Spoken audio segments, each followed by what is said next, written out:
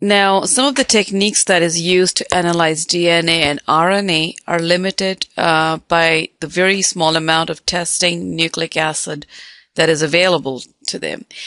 For example, if you put in a plasmid and you have inserted a required gene, and you were to isolate that gene is so small in amount that it's very difficult to analyze it.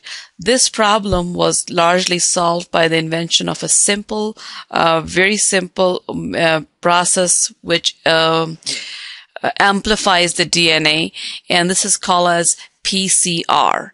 PCR stands for polymerase chain reaction. So let me just hang on. So PCR stands for polymerase chain reaction. This technique rapidly increases the amount of DNA in a sample without the need for making cultures or carrying out complex procedures that are later on that can be used.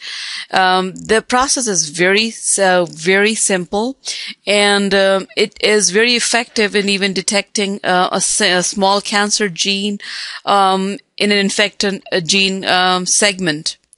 To understand the idea behind PCR, we need to review this diagram, in which you can see that up here we have the target DNA, and this target DNA has a segment that is needed to first separate out. So the process we do that is this step over here is mainly denaturing DNA. So we've got denaturation of the DNA. Well, my pen's just messing up here. Denaturation of the DNA is done at a specific temperature, which, for example, is 94 degrees Celsius. So when a target DNA segment is heated at 94 degrees Celsius, it separates the two strands. The second part of this process is called as priming, in which segments of the oligonucleotides are attached to the ends to promote DNA replication. So because the DNA polymerase cannot start the reaction, it can only lengthen. So this part that is taking place over here, I'm going to use a blue marker and write it down over here, is called as priming. I think it's going to come back as soon as there. So that priming is done now at a different temperature, which is between 50 to 65 degrees Celsius. So imagine moving solutions from a beaker that is 94 degrees Celsius to another beaker that is 50 degrees Celsius, and that will add these priming nucleotides that are set up here. The next step in the process is called as extension, which is actually shown on the bottom. I know my pen's messing up and I don't know why it's doing that. Okay, there it is. Come on, come back. Did I lose everything? Let's. Okay, so I'm going to go back over here. This process was denaturation. Well, actually, you know why? Because I went to a different screen. There. So we have denaturation, we have priming, extension. Now, in the extension stage, heat-stable DNA polymerase synthesizes the complementary strand, and that takes place at a temperature of 70 degrees Celsius. So again, we are moving the sample of DNA from one beaker or one chamber that is 94, which will denature the DNA, separate the strands. Then the second step is to add a primer, which will recognize these flank regions, and then the extension, which is done by the DNA polymerase. And DNA polymerase was discovered in bacteria that are thermophilic, extreme thermophiles, and that's where some of these bacteria that are present in hot water springs, that's where the DNA polymerase was extracted from. Now, at this stage, DNA polymerase is adding the new strands, and you can see it going. Let's go to the next step. Again, in the next step, the primers actually have added the DNA, and now it's going to restart. Now we have segments. Let's go back over here. At the end, we will have a segment that is going to have a copy of the starting DNA. So you have two copies of this starting DNA. Now, if you were to start from the first segment, you have two copies up here. In the second process, what's happening at each of the copy is again repeating the same process. So you have another process of denaturation, priming, and extension. Then that will result in two more additional copies of the first segment. And so if this process is repeated, for example, 50 or 60 times, then you have amplified that segment of DNA. And that's what the process of DNA PCR will do. It's a process that after, for example, 6 cycles, you can have 64 copies of the amplified DNA. And this process can continue up to 20 to 40 cycles, and depending on how much of the DNA needs to be amplified or how much more copies of the DNA you need to get for a particular process.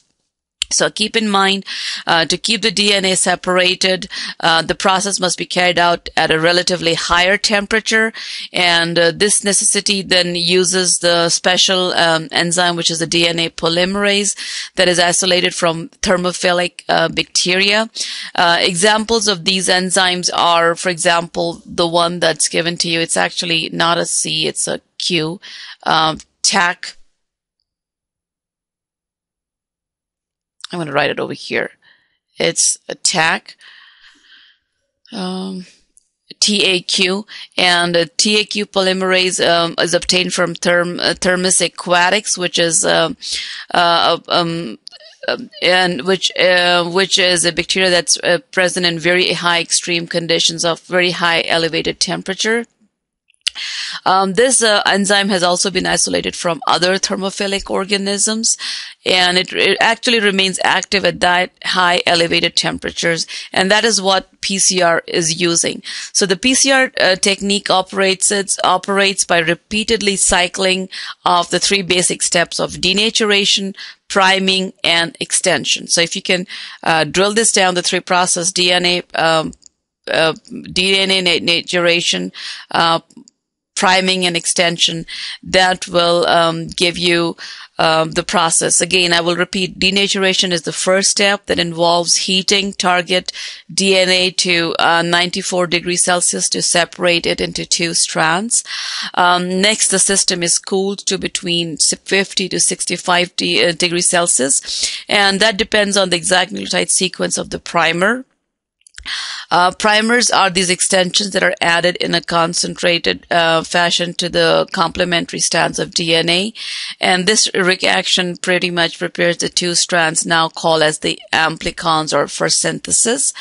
In the third process, which is extension, which proceeds at 70 degrees Celsius, the DNA polymerase and the raw materials in the form of the nucleotides are added, and it begins with the free end of the primer on both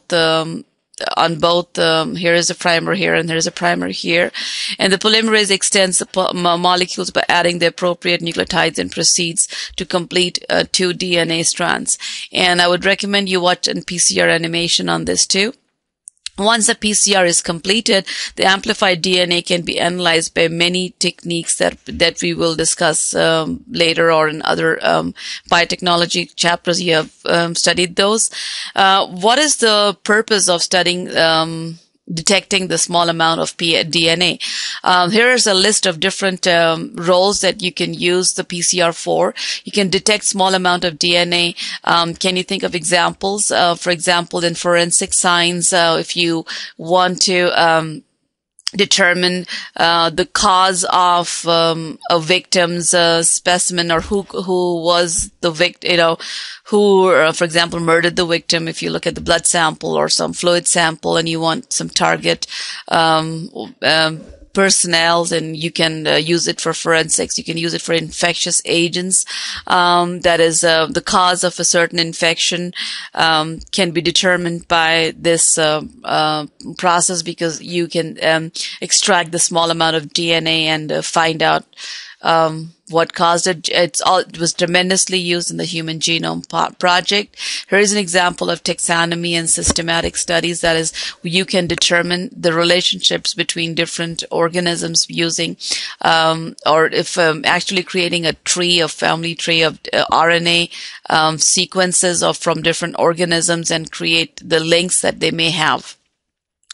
Now, there is something written over here which is called as a cDNA. A cDNA is actually a copy of the DNA. A DNA has a long segment and has sense codons and nonsense codons. So a lot of times, instead of the DNA sequencing, RNA sequencing is done. RNA is actually extracted from the cell, and this RNA is then it goes through a process called as reverse transcriptase, in which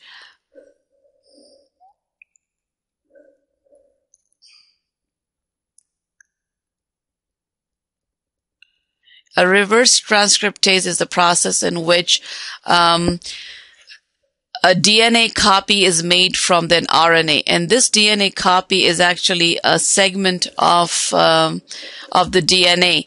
That's why it's called as the cDNA. For example, I can show it to you over here. If this is a long DNA and you have segments that are, it's so frustrating to write with this pen on the screen. So here is a segment that has the sense codon. So you want to make copies of this sense codon into the RNA, and then make a DNA only of that sense codon. So this way you would have a segment that is shorter, and it will have the exact code in there. So that's what a cDNA done. It's a gene that can be synthesized from pretty much an isolated mRNA transcripts using the reverse transcriptase, or cDNA. And that gene can be amplified using PCR in many cases. I don't remember if I showed you one of the slides earlier. I'm going to go back on the previous thing. A vector is a plasmid that is present on the external chromosomal DNA of bacteria. For example, if you have this segment over here, then the vector, actually it made two copies of it. Hang on. Okay, I'm going to go back over here. So here is our bacteria, and the plasmid would be an extra chromosomal piece that is present on the inside of the DNA. So here's the regular DNA, the chromosomal DNA, and here's this piece that is the plasmid, which is the vector. Now, a plasmid could be used in a bacteria to amplify that segment, but that would take many repeated growth to get millions of DNA amplification. So instead of using the plasmid, the process of PCR is used, which will magnify the DNA. So this will conclude our section on polymerase chain reaction, and as to why we need to do that.